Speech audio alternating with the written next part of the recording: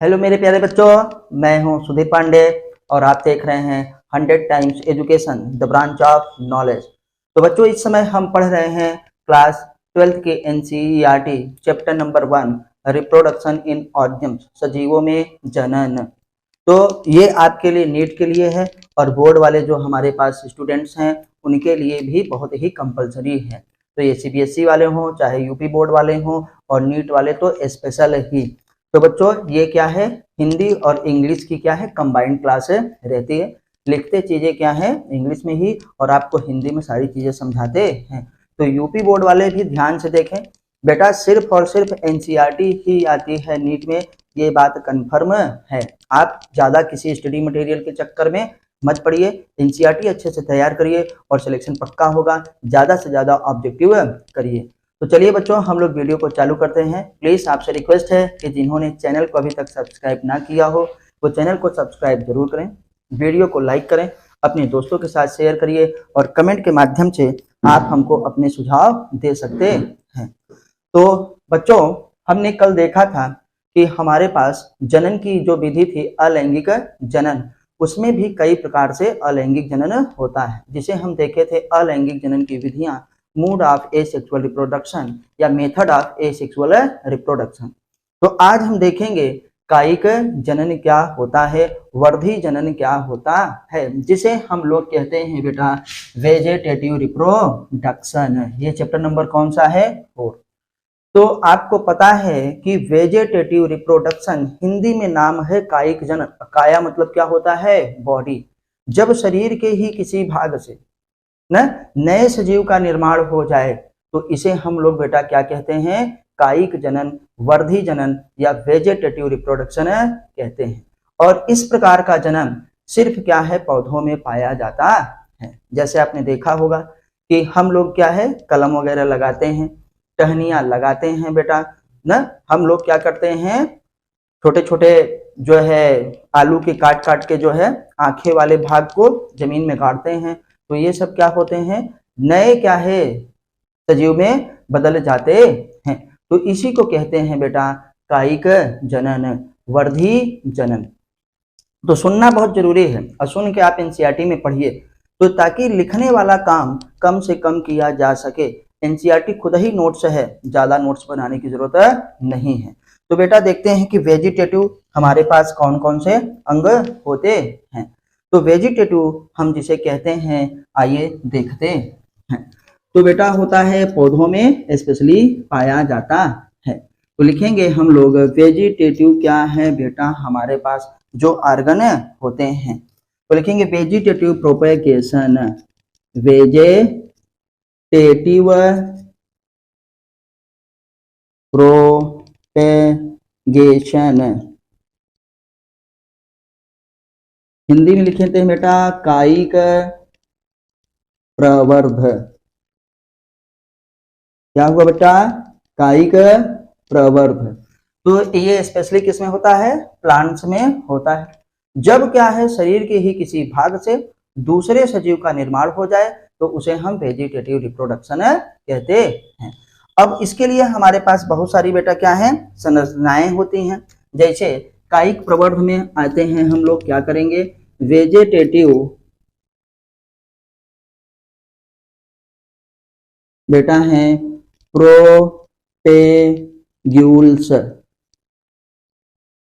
Vegetative propagules जिसे हम क्या कहते हैं बेटा कायिक क्या है प्रोपेग्यूल्स कहा जाता है। जैसे आइए देखते हैं उनके नाम क्या है बेटा, रनर। क्या होते हैं? रनर। और क्या बेटा है? शकर। और क्या बेटा है? राइजोम। राइजोम के बाद हमारे पास क्या है? ट्यूबर। ट्यूबर के बाद क्या है? ऑफसेट। क्या होता है? ऑफसेट हमारे पास होता है। और क्या होगा बेटा? बल्ब।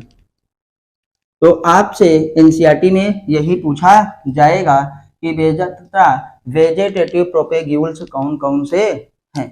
मतलब कायिक प्रोपेग्यूल्स वो संरचनाएं जिनसे क्या होता है कायिक जनन हो सकता है। तो वो हमारे पास क्या है बेटा? रनर, जिसे हम क्या कहते हैं भोज तरीका। रनर मतलब जमीन के अंदर क्या है वो जाते हैं और फिर ऊपर बढ़ करके नए सजीव का निर्माण कर देते हैं। शकर भी इसी प्रकार का है। राइजोम क्या होते हैं, नोड्स से, जैसे हमारे पास जिंजर वगैरह है, अदरक वगैरह है, उनके नोड्स से क्या होता है, वेजिटेटिव हमारे पास जैसे एडवांटेजियस रूट निकलते हैं। कुछ क्या है बेटा, जड़नुमा संरचना निकलती है, वो संरचनाएं फिर क्या होती हैं, बढ़ती हैं, नमी पाती हैं और क्या है, नए सजीव का निर्माण करते हैं। ट्यूबर आप जानते ही हैं, जैसे हम लोग क्या खाते हैं, अरुई है, बंडा है, सूरन है, इन सब में क्या है, ट्यूबर के द्वारा ही क्या होता है, नई अरुई बंडा वगैरह हमारे पास बनते हैं। आप ऑफसेट जानते हैं, ऑफसेट को हम लोग क्या कहते हैं बेटा, जो हमारे पास किसमें पाया जाता है, इकोर्निया में। किसमें, इकोर्निया में, जिसे हम वाटर हाइजिंथ भी कहते हैं, मतलब पनसुखवा में। तो आपने पनसुखवा भी देखिए, आपको इमेज में दिख रहा होगा। तो क्या करते हैं कि उसमें जैसे यहाँ बहुत सारी पत्तियां, बगल में बहुत सारी पत्तियां, और यहाँ पे बेटा क्या है, जड़ जैसी संरचना हम लोग जानते हैं। किसमें, बल्बिल्स पाए जाते हैं, अगेयो में। किसमें, अगेयो में। तो ये क्या होता है, अब थोड़ा सा और देखेंगे कि किसमें किस प्रकार का हमारे पास पाया जाता है, क्या, वेजिटेटिव प्रोपेग्यूल्स। बेटा कायिक जनन संरचनाएं स्पेशली ये प्लांट में होता है, और ये भी अलैंगिक जनन का ही भाग है, याद रखिएगा। वेजिटेटिव रिप्रोडक्शन क्या होता है, अलैंगिक जनन होता है। क्यों, क्योंकि इसमें क्या होता है बेटा, युग्मक वगैरह नहीं बनते हैं, शरीर के ही किसी भाग से दूसरे सजीव का निर्माण हो जाता है। तो इसलिए इसको अलैंगिक जनन कहा जाता है, जिसमें युग्मक का निर्माण ना हो, निषेचन ना हो, ये सब करने की कोई जरूरत नहीं है। हम लोग बहुत सारी चीजों को देखते हैं, जैसे आलू को लगाते हैं, गन्ना को लगाते हैं, गुड़हल हमारे पास है न, कमल हमारे पास है, इन सबको हम लोग काट करके इनके कलम को क्या करते हैं, जमीन में गाड़ते हैं। जो नोड वाला हिस्सा होता है, जब वो नमी पाता है तो उसमें क्या है, रूट्स वगैरह निकल जाती हैं। तो कुछ संरचनाएं एनसीईआरटी में दी गई हैं जो आपको पढ़ना बहुत ही आवश्यक है। चलिए अब हम इन्हीं के बारे में क्या है, पढ़ते हैं। तो बेटा हमारे पास कुछ स्ट्रक्चर हैं। वेजिटेटिव ऑर्गन मैं यहाँ पे लिखूंगा, वेजिटेटिव ऑर्गन या स्ट्रक्चर आप कह सकते हैं। अंग कौन सा है, और यहाँ पे हम क्या लिखेंगे, ऑर्गेनिजम्स, किस में पाया जाएगा, किस सजीव में पाया जाता है, स्पेशली ये प्लांट में है, याद रखिएगा। तो आते हैं बेटा आई बर्ड। आई बर्ड्स आप जानते हैं, इसको हम लोग क्या कहते हैं, आंखें। क्या कहते हैं बेटा, आंखें। आलू में हमारे पास क्या होती हैं, आई बर्ड्स पाई जाती हैं। गन्ने में भी देखिए जहां पे आंखें होता है वही पोर लगाते हैं। तो ये हम क्या लिखेंगे बेटा, यहाँ पे पोटैटो में। आई बर्ड्स किस में पाया जाता है, पोटैटो में। फिर आते हैं बेटा राइजोम। क्या है, राइजोम न, प्रकंद जिसे हिंदी में कहा जाता है बेटा। राइजोम को क्या कहते हैं, प्रकंद। तो ये बेटा हमारे पास किस में है, जिंजर में,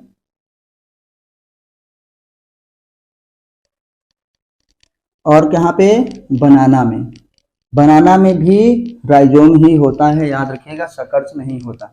तो जिंजर बोले तो अदरक, और बनाना बोले तो बेटा केला। देखिए हम खूंथे वाला केला को ले जाते हैं, जिसमें क्या है, जड़ जैसी छोटी छोटी संरचनाएं निकली रहती हैं, टेढ़ी मेढ़ी, और उसको लगा देते हैं, और फिर क्या है, नया केला क्या है, बन जाता है। तो केला में आपने सीड नहीं देखा होगा ना, तो उसके बीज वगैरह नहीं आते हैं। हम लोग क्या है, केला को लगाने के लिए, बांस को लगाने के लिए, इन सबको उसी के भाग का क्या है, इस्तेमाल करते हैं। जैसे धान वगैरह लगाते हैं, हम लोग गन्ना वगैरह लगाते हैं, तो गन्ने के ही क्या है, पोर को, नोट्स वाले को जमीन में गाड़ते हैं। तो ये सब बेटा क्या है, वर्धी जनन है, कायिक जनन है, शरीर के ही किसी भाग से दूसरे सजीव का निर्माण हो जा रहा है। और हम लोग देखते हैं बेटा बल्बिल्स। क्या है, बल्बिल्स किस में पाया जाता है बेटा, अगेयो में। क्या है, अगेयो में पाया जाता है। जैसे हम लोगों के पास लहसुन है, प्याज है ना, देखते हैं ऊपर जिसको हम कहते हैं जब पत्ती खोट के लाना बेटा, वो पत्ती नहीं है, वो उसके बल्बिल्स। क्या है, बल्बिल्स होता है। लहसुन में, प्याज में भी क्या होता है, अगेयो में बल्बिल्स के द्वारा जो हम प्याज लगाते हैं, देखिए तो उसमें क्या होता है, इसे बल्बिल्स कहा जाता है। तो ये याद रखिएगा। फिर आते हैं बेटा, एक हमारे पास बहुत जरूरी है, लीफ बड। लीफ बड। पत्र क्या है? कलिका। पत्ती में भी क्या है? कली बनती है। आपको सब दिख रहा होगा। ये किसमें है बेटा? ब्रायोफिल्लम।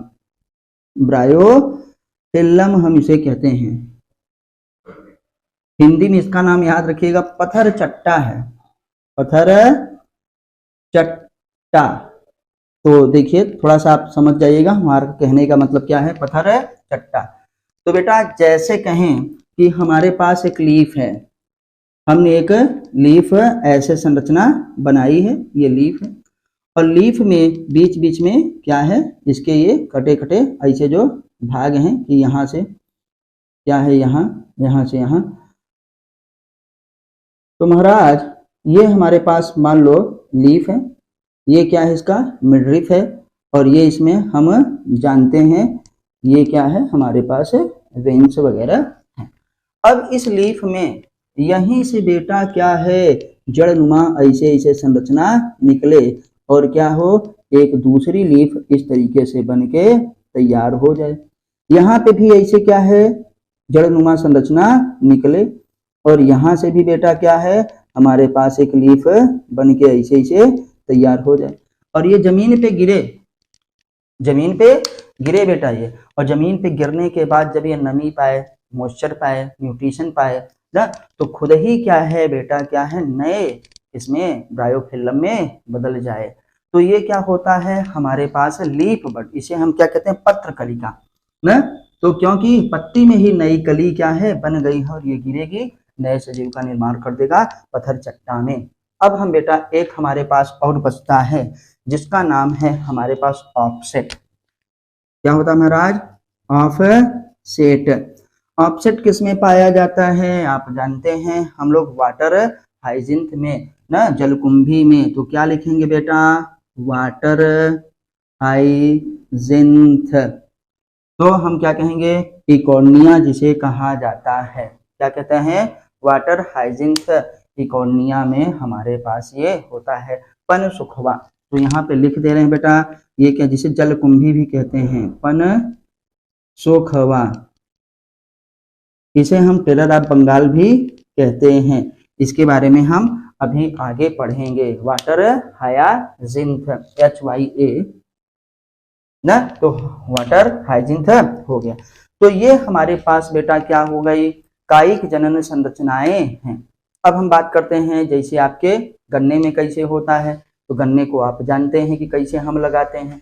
गन्ने को पोर पोर मतलब उसके नोड नोड वाले हिस्से को काट काट के लगाते हैं।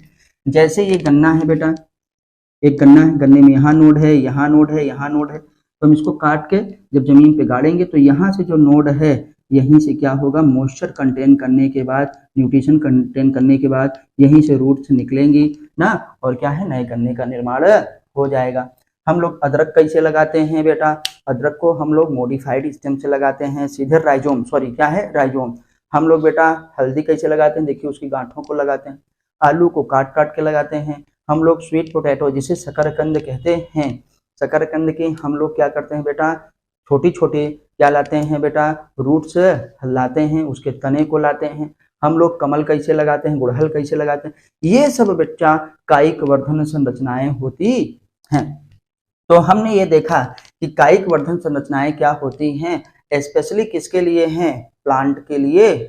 वो क्या है, और प्लांट क्या है, मोस्ट डेवलप्ड प्लांट है। बड़े बड़े पौधे, बहुत विकसित पौधों में भी ये काम होता रहता है। अब हम थोड़ा सा और देखेंगे कि रीजनरेशन क्या है। रीजनरेशन जो हमारे पास है, पुनरुद्भवन है, वो भी क्या है, अलैंगिक है। याद रखिएगा, वेजिटेटिव रिप्रोडक्शन अलैंगिक होता है। क्यों? कि इसमें शरीर के ही किसी भाग से दूसरे सजीव का निर्माण होता है। इसमें किसी भी प्रकार का जो है बेटा युग्मक नहीं बनता है। तो आइए देखते हैं थोड़ा सा। तो हमने वेजिटेटिव भी देखा, ये किसमें है सब, अलैंगिक जनन की विधियों में है। तो प्लीज आपसे रिक्वेस्ट है, वीडियो जो है पूरा अच्छे से देखिए, आपको 100% एनसीईआरटी मिलेगा, और बार बार बोल बोल के बेटा हम इसको आपको याद करवा देंगे। तो फ्रेगमेंटेशन हो, तो चाहे क्या हो, रीजनरेशन हो, इन सब में हम लोग जानते हैं अलैंगिक जनन ही होता है। तो हम जैसे जानते हैं प्लेनेरिया है, जिसमें हाईएस्ट पावर ऑफ रीजनरेशन पाया जाता है। शरीर का चाहे जितना आप टुकड़ा कर दीजिए और उसका सभी टुकड़ा जो है एक नए सजीव में बदल जाएगा। प्लेनेरिया फ्लैट वर्म प्लेटीहेलमिन्थेस का मेंबर है, आप ये जानते हैं। हमारे पास जो मॉसेस होता है वो होता है बेटा फंजाई में भी क्या है, फ्रेगमेंटेशन के द्वारा स्पोर्स बनते हैं और उसमें क्या है, जनन होता है। तो हम यहाँ पे क्या लिख रहे हैं कि रीजनरेशन, क्या लिखेंगे बेटा, रीजेनरेशन। यहाँ पे जो आपको दिया गया है रीजनरेशन को हम लोग क्या कहते हैं, पुनरुद्भवन। क्या कहेंगे बेटा, पुनरुद्भवन मतलब पुनः निर्माण हो जाना। भवन मतलब आप जानते हैं घर, घर बोले तो पूरा शरीर ना, अपुनर मतलब फिर से बन जाना। तो पुनरुद्भवन रीजनरेशन हमारे पास हाईएस्ट पावर ऑफ रीजनरेशन किसमें पाया जाता है, प्लेनेरिया में। किसमें बेटा, प्लेनेरिया में। प्लेनेरिया जिसे हम क्या कहते हैं, ये फ्लैट वर्म है। क्या है, फ्लैट वर्म। चिप्टा क्रीमी है बेटा, प्लेटीहेलमिन्थेस का मेंबर है। तो प्लेनेरिया में क्या कहेंगे, पहली बात तो ट्रू रीजनरेशन पाया जाता है, वास्तविक, और बेटा हाईएस्ट पावर ऑफ रीजनरेशन। बस बेटा वही पॉइंट पढ़ना है जो बार बार पूछा जाता है, जो एनसीईआरटी में दिया गया है। तो ज्यादा थ्योरी लिखने की जरूरत नहीं, मेन चीज सिलेक्टिव ही पढ़ने की जरूरत है। कोई भी चीज छूटनी नहीं चाहिए, क्योंकि आपको एक से एग्जाम्पल ही पूछेंगे, मेन पॉइंट ही पूछेंगे। तो डाटा दिया है वही एनसीईआरटी में है। तो 100% एनसीईआरटी के सिवा अभी बहुत मन करता होगा, जो लोगों का साथ में कोई एग्जाम है उनका बहुत मन करता होगा ये भी पढ़ लें, वो भी पढ़ लें, उस राइटर को पढ़ लें, उस वाली कोचिंग का नोट्स पढ़ लें, वहाँ पढ़ लें, यार वहाँ बेस्ट है, इतने बच्चे हैं। बेटा जहाँ ज़्यादा बच्चे हैं वहाँ सिलेक्शन भी ज़्यादा ही होगा। ये तो आप जानते हैं कि प्रोबेबिलिटी होती है, प्रायिकता होती है, संभावना ज़्यादा वहीं होती है। लेकिन ऐसा नहीं है, तो कि सिर्फ वहीं होता है। जो अपने से पढ़ते हैं, जो क्या है एनसीईआरटी पढ़ते हैं, उनका भी सिलेक्शन होता है। तो 100% एनसीईआरटी ही आता है। कंपटीशन टफ नहीं है, इसको हलवा बनाया गया है, टफ बनाया जाता है। तो है एनसीईआरटी ही। तो आपको रियल अगर बता देंगे तो भैया धंधा कैसे चलेगा। तो बेटा ये क्या है, highest power of regeneration, generation किसमें, प्लेनेरिया में होता है। हमारे लीवर में भी बहुत है, लेकिन हम यहाँ पे देख रहे हैं तो जनन कैसे होता है, पुनरुद्भवन के द्वारा भी जनन होता है। और हम देखेंगे बेटा क्या है, तो इसमें रीजनरेशन में क्या है, शरीर का प्रत्येक भाग क्या हो, जब क्या हो, नए सजीव में तब्दील हो जाता है, चाहे जितना काट दो, तो उसको रीजनरेशन कहते हैं। और बेटा किसमें रीजनरेशन होगा, हाइड्रा में। किसमें होगा, ये प्लेनेरिया हमारे पास हुआ, क्या होगा बेटा, हाइड्रा में। हाइड्रा में भी रीजनरेशन पाया जाता है। हाइड्रा क्या है, कई खंडों में टूट जाता है, और उसका प्रत्येक खंड, ये सब बेटा बोर्ड में लिखने की चीजें नहीं है, क्योंकि आप नीट के स्टूडेंट हैं ना। ये जो है बोर्ड वाले जो है लिखते हैं, तो अपनी एनसीईआरटी से पढ़ेंगे, सुन क्यों करते हैं ना, तो आप थ्योरी बोलते वक्त भी लिख सकते हैं, तो ताकि कम टाइम में ज्यादा काम हो सके। तो बेटा हाइड्रा में क्या होता है, शरीर का प्रत्येक टुकड़ा, चाहे जितने टुकड़ों में हम तोड़ दें, वो भी क्या होता है, बदल जाता है, किसमें, नए सजीव में।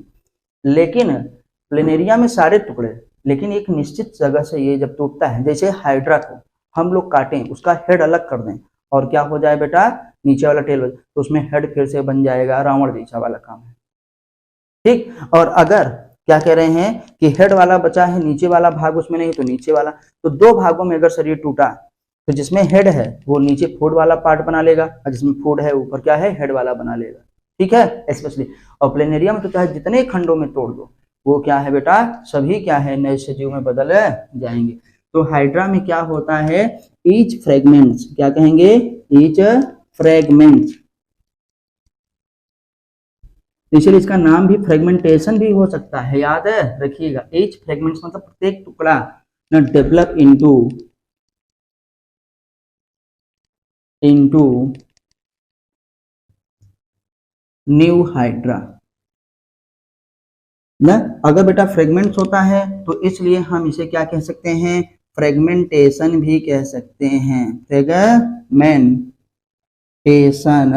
तो याद रखिएगा, रीजनरेशन को हम फ्रेगमेंटेशन भी कहते हैं। वो भोजन वाला केमिस्ट्री वाला मत सोचिएगा फ्रेगमेंटेशन, उसमें भी देखो छोटे छोटे टुकड़ों में टूटता है, और यहाँ फ्रेगमेंट्स का मतलब होना छोटे छोटे टुकड़ों में टूटना, और सभी छोटे टुकड़े क्या है बेटा, एडल्ट में बदल जाते हैं। तो हमने ये देखा आज वेजिटेटिव रिप्रोडक्शन। तो याद रखिएगा वेजिटेटिव रिप्रोडक्शन भी अलैंगिक जनन का ही एक प्रकार है। पहले अलग से पढ़ाया जाता था, लेकिन अब जनन सिर्फ दो प्रकार का होता है, अलैंगिक और लैंगिक ना। कायिक वर्धन किसमें पाया जाता है, अलैंगिक ही होता है, क्योंकि इसमें क्या होता है, शरीर से ही क्या है, दूसरे सजीव का निर्माण होता है।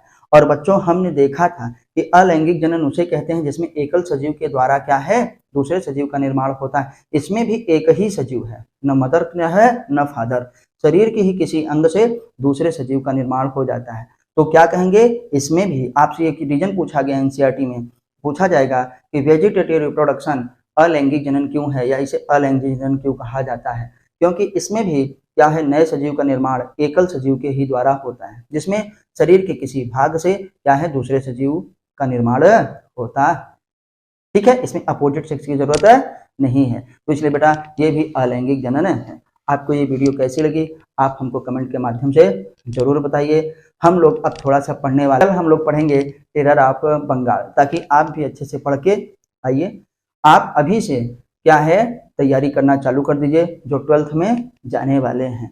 भले आपका जो है बोर्ड का एग्जाम 10th वालों का खत्म हो गया है, आप 11th वाले जो हैं आपके स्कूलों का एग्जाम चल रहा होगा, अब आप अप्रैल से 12th में जाएंगे। तो बेटा अभी से तैयारी करेंगे तभी आप जो है 2024 में अच्छे से सेलेक्ट हो पाएंगे। अभी हम लोग ओवरव्यू पढ़ रहे हैं अच्छे से ना, आराम से पढ़ेंगे, फिर धीरे धीरे क्या है इसके क्वेश्चन करेंगे और फिर डीप में जाएंगे। तो और अच्छे से आप पढ़ते रहिए और प्लीज़ एनसीईआरटी को जरूर फॉलो करिए। फिर मिलते हैं अगली वीडियो पे, तब तक नमस्ते, जय हिंद, जय भारत, वंदे मातरम।